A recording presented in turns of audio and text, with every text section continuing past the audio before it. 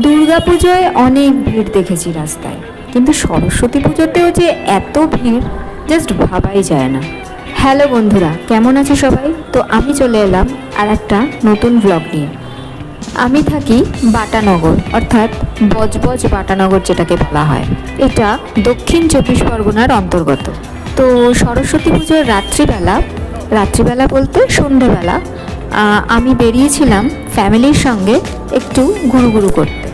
তো এটা হচ্ছে আমাদের বাটানগরের রাস্তা, দেখতে পাচ্ছ নিশ্চয়ই। প্রচুর জ্যাম লেগেছে, কিন্তু কেন এই জ্যাম? কোনোবারও তো এত জ্যাম হয় না।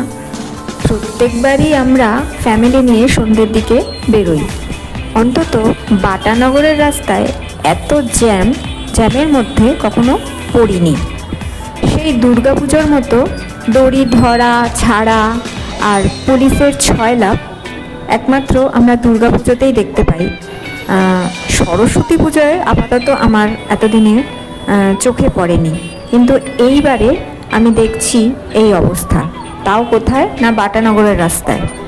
তো চলো বন্ধুরা, এই এত ভিড়, এত যানজট, এত পুলিশের ছয়লাভ, দড়ি ধরা ছাড়া এইসব কেন, এইবার একটু তোমাদের কাছে খোলসা করি। দক্ষিণ চব্বিশ পরগনার মহেশতলা থানার অন্তর্গত বাটানগরে তৈরি হয়েছে বিশ্বের সবচেয়ে বড় সরস্বতীর আদলে মণ্ডপ। উচ্চতা 111 ফুট। শুনে অবিশ্বাস্য লাগছে, কিন্তু অবিশ্বাস্য মনে হলেও বাটানগরের নিউল্যান্ডের মাঠে এলেই কিন্তু তোমরা এই 111 ফুটের সরস্বতী ঠাকুর দেখতে পাবে। ভাবতে বেশ আনন্দ লাগছে। আমার বাসস্থান এই বাটানগরে।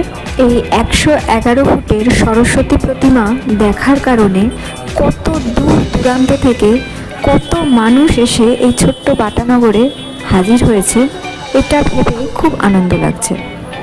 যাই হোক বন্ধুরা, এই ছিল আজকের আমার একটা ছোট্ট ব্লগ।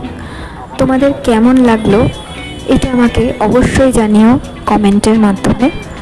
আমি অধীর আগ্রহ নিয়ে কিন্তু থাকবো। তো আজ বিদায় দাও বন্ধু, দেখা হচ্ছে আবার পরবর্তী ভিডিওতে। ততক্ষণের জন্য টাটা, বাই বাই।